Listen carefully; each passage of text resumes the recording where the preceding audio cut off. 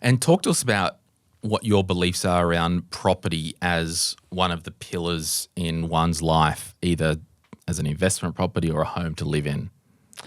Yeah, well, I actually got interviewed by the Financial Review last week on this topic of passive income and retire early, and it was residential versus commercial, and basically this person had a whole range of residential real estate. They wanted to sell it down and put it into commercial real estate, and they wanted my commentary on it.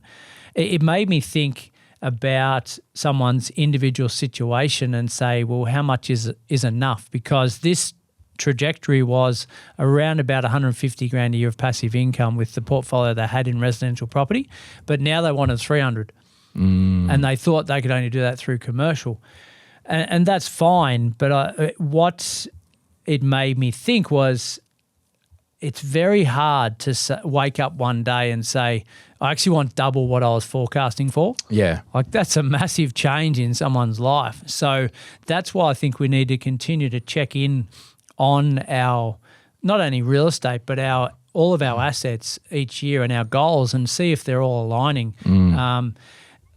The big one with residential real estate right now is your owner-occupier home and the cost to actually get into that, and the mortgage that you're going to be repaying in the early years of its of purchasing it, and how much that impacts the future or your lifestyle choices in the next 5 to 10 years. Yeah.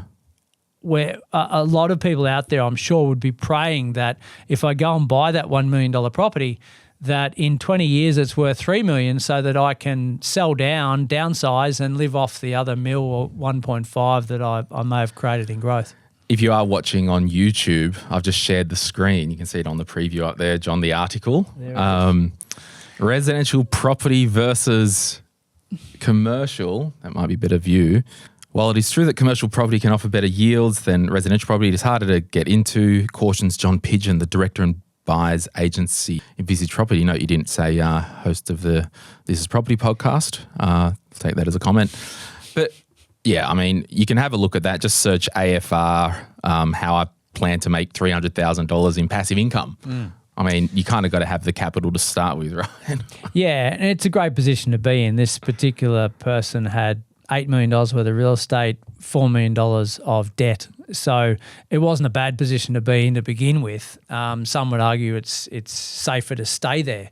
But obviously she wanted to take not a punt, but just wanted to create more passive income than what she was already receiving or projected to receive. So not many people are sitting in that sort of position, but it's exciting to know that that's possible out there as well. Ideally, you don't have to go down that path of having all of that real estate and then just waking up one day and saying, actually, I'm going to sell all that and I'm going down a different asset path.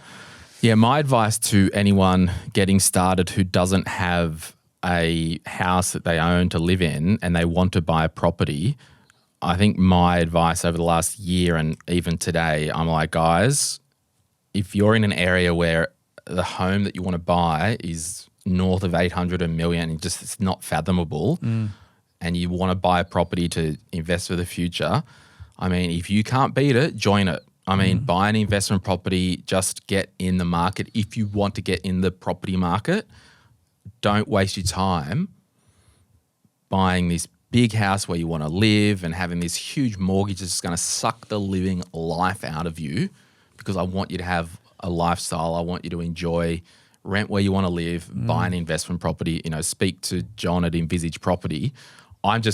Even my close friends, I'm not going to tell them to buy a house in the area that they want to live if, they can't, one, get a deposit together for a freaking $1.2 million house, two, service the freaking income. Yeah.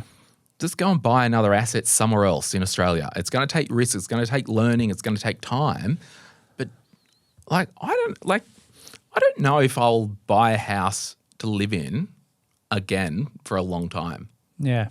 Yeah, you've definitely changed your tune on that a little bit, I've got fine. debt and it's all deductible. Yeah. I live where I want to live. The rent's relatively cheap for my income. Yeah. Life's good. And I talk about it in the book there is the great Aussie dream in some ways is now a fallacy. Like a lot of people just won't have the opportunity to buy where they want to live and live in it for the next 30 years. It's just financially just not possible in the majors. And I'm actually working with a client. I had a meeting with them this morning where they're living in Sydney, right, eastern suburbs, but they're not going to have kids. So we're tossing up principal place in eastern suburbs for a mill, like unit, versus investment somewhere else. Right. The fact that they're not going to have kids is a massive game changer. Yeah, financially it's a game changer. So can they live in the eastern suburbs for that sort of money, manage the mortgage, knowing that they never have to move out because they're already in the location that they want, in the potentially a dwelling that they want. So that's the conversations we're having at the moment. So that's where there's no one size fits all in all this. But to know, you just don't want to wake up in 2 years' time and say, actually, now we do want to have kids. Because now the goalposts change. You've got to kind of commit to some type of strategy, and things change, but try and commit to something. And So the recommendation, if you've got someone out there that is your partner, that's going to be a long-term partner, we've got to have these conversations and continual conversations to know that, because our thought processes change over the journey. We can't just check back in 10 years later. Yeah. And I think finally, to really, if you did want to quote unquote retire early and make lots of money, have a think.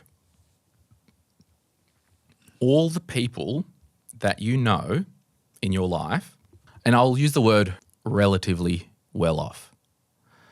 What's one common thing that a lot of people that you know with wealth and money and good disposable income, what's the common theme, John? Common theme as in like what's between all of them, like on balance, what do you reckon there's a theme there? Like all friends and people that you know that are relatively well off, people that you see out and about that are relatively, what's the common thing? From a personality point of view, I'd say they're actually really well grounded and humble. Yeah, that's right. And well, like attracts like. Like I don't think you're going to be hanging out with, capitalist dirty pigs and all that. Maybe not. Probably are. I think they've got drive. They've got motivation for the future. They've definitely got a positive outlook on life. Their mindset is unbelievable. Yeah. What else? Oh, jeez. I wasn't prepped on this. Yeah. Do you want me to rip the Band-Aid off? Yeah, go for it. They're likely a business owner. Well, yes, that's a very good point. Because when I think about the top three that I would know, one of them isn't, but they were an American banker. Yeah. So, and I want to say at the outset, loud and clear, if you don't want to start a business or be a business owner and be an entrepreneur getting 6 figures every month, you don't have to. No. But most wealthy people that I know are self-employed and run a business. And what they've tapped into is being able to have a bit of scale and make a little bit more money and potentially not trading their time for money. Now, if you are a plumber, we used plumber at the start, and it's just you, run around, sole trader, you're self-employed, but are you a business owner? Still trading your time for money. You're still capped out. But that plumber, if he had 3 vans on the road, generated all the... So if you really want financial freedom and want to supercharge your career, you need to do what all of us business owners have done, and that's take a risk, take a leap, and try and start your own business. Because, everyone that I know most people, I would say, with a boat, for example, are probably, I know one who isn't, not, you can buy a boat, but I'm talking like over 150K type boat. Yeah. They're probably a business owner. And I say that in terms of boat or insert expensive hobby here because you need that disposable income. Yeah. Otherwise, it needs to be an occupation where the income is extremely high, and we're talking like 600, 700, 800 grand a year minimum. Or at least 500. Realistically, maybe. I don't know. Yeah. So you mentioned wealthy, right? To you, and I know we're starting to wrap this up, but what do you consider wealthy? Like $1 million used to be the benchmark. Now I feel it's double that as a minimum to be able to say, yeah, I've got $2 million spare to go and do what I want to do. I would probably say I'm not, because it's relative, I don't want to put a number on it, but I would say one is wealthy if they can legitimately live life on their own terms. Yeah. So and do what they want financially within, like, they've got a high level of disposable income. They've got their investments in tow. They've got a good cash reserve. I mean, sure, $1 million, it's not doing anything in terms of property or wealth. Like it should be now, it's probably 2 million. Yeah. You know, that threshold of become a millionaire will become a 2 millionaire. I used to say, maybe when we started this podcast, if you earn over 250 a year, you can do what you want. It's probably 400 now. Yeah, it's gone up, hasn't it? Maybe 500. Yeah. So if you wanted 200 a year passive income, 20 years, you need 4 mil. Yeah. So. But look, I don't know if we answered any of the world's problems today, but in summary, what would you say? How do you reckon someone can retire early? You mentioned about the whole cash flow analysis and what we're doing in our life and how much we're peeling off for future us or future investing. So that's one of the foundational rocks that we need to have in place. I think we need to forecast well and understand what we want in our life and reverse engineer that from an age perspective. Because unfortunately, it has to be age. Like if we're 25 and we want it done by 45, we know we've got 20 years. We break it down into bite-sized chunks and then perform a strategy from there. We need to have a great mindset and we need to take on some risk. Yeah. There's no doubt about that. And we need to get into assets that are not too high risk that's going to blow us up, but also not too conservative that they don't perform for us either. So it's that balance, isn't it? So, Yeah. And what do you think? Well, I think, we've done this whole episode about building wealth and, retiring early. We haven't once mentioned, to the shock of Instagram and every financial influencer, set up $1,000 a month into an ETF and just keep doing that. We haven't once mentioned go and buy this investment property, gear up, baby, get equity, release it, go and pump another property. That crap, it will sort itself out. Yeah. We have to get back to this bedrock. I'm living on less than I earn. I don't hate life. I don't hate my job. I don't want to escape from anything.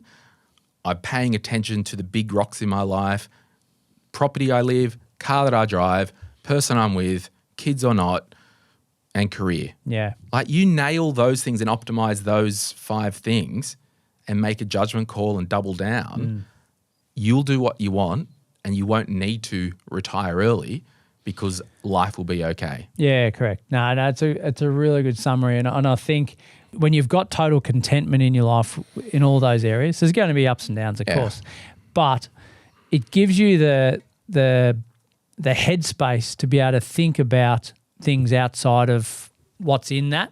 So because the alternative is I come home stressed from work or angry, I don't like the partner I'm with and I'm up to my eyeballs in debt. You're not thinking about retiring in the next 10 years. Headspace is just not there for it, is it?